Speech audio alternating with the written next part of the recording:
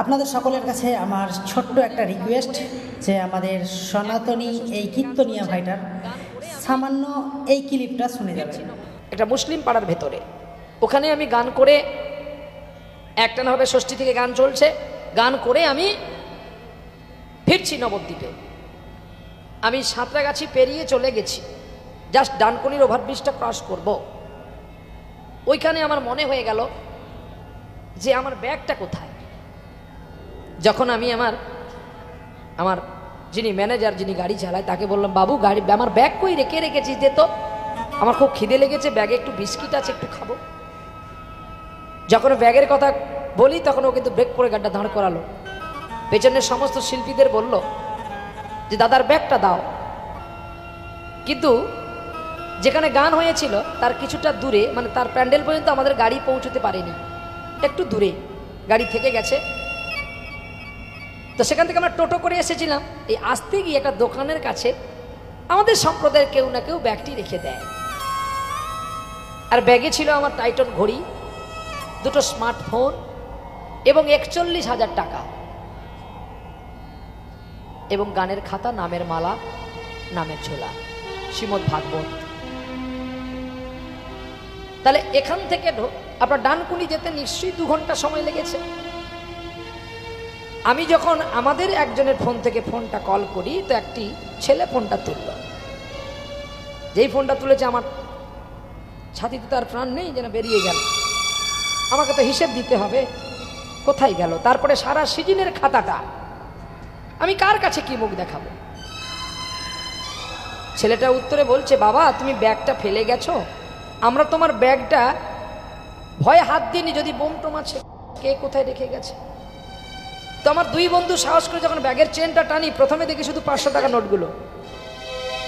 আমরা টাকা গুনেছি, 41 থেকে 42,000 টাকা তোমার কাছে আছে, এবং কাছে আরো প্রণামী বোধহয় তোমায় কেউ দিয়েছিল। তারপর যখন মিডিল টেনটা টানি না, তোমার নামের ঝোলা। আমি মুসলমান বাবা, তোমার ব্যাগটা ছুঁয়ে ফেলেছি, তুমি আস্তে আস্তে এসো, টেনশন নিও না, তোমার ব্যাগ আমরা ফিরিয়ে দেব। তোমার কষ্টের অর্থ নিয়ে আমার বড়লোক হওয়ার দরকার নেই, মালিক আমায় পাপ দেবে। আমি ডানকুনি থেকে আবার গাড়ি নিয়ে গেছি, যেতে আরো 2 ঘন্টা সময় লেগেছে।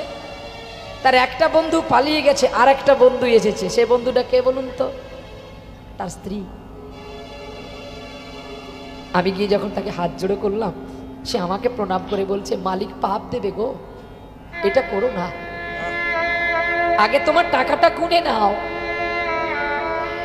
আপনি যে আমার ব্যাগটাকে সঞ্চিত করে রাখে, সে যে আমার টাকাটা গুনেছে, গোনা টাকা থেকে সে কোনোদিন নিতে পারবে না। আমার বিশ্বাস আছে যে আমাকে ব্যাগটা ফিরিয়ে দিতে পারে, সে সামান্য টাকা নিতে পারে না। ওনাকে যখন আমি একটু অর্থ দিলাম মিষ্টি খাওয়ার জন্য, ওনার স্ত্রী বলছে, নিও না গো, বেচারা সারা রাত গলা ফাটিয়ে রোজগার করেছে, ভগবানের সেবা দেয়, ওর টাকা নিলে যে মালিক পাপ দেবে। আমি মাকে বললাম, মা আমি বড় খুশি হব যদি তুমি এটা নিয়ে তোমার মালিককে একটু সিদ্ধি দাও। এখনো যে মানুষ সৎ আছে, আমাকে তুমি প্রমাণ করালে, ঠিক নিশ্চয়ই ওই মানুষটার জন্য আমি আল্লাহর কাছে, খোদার কাছে, ঈশ্বরের কাছে, ভগবানের কাছে প্রার্থনা করি, তুমি শুধু ওর নয়, জগৎকে এমনি করে মঙ্গলে নির্ময় করে তোলো।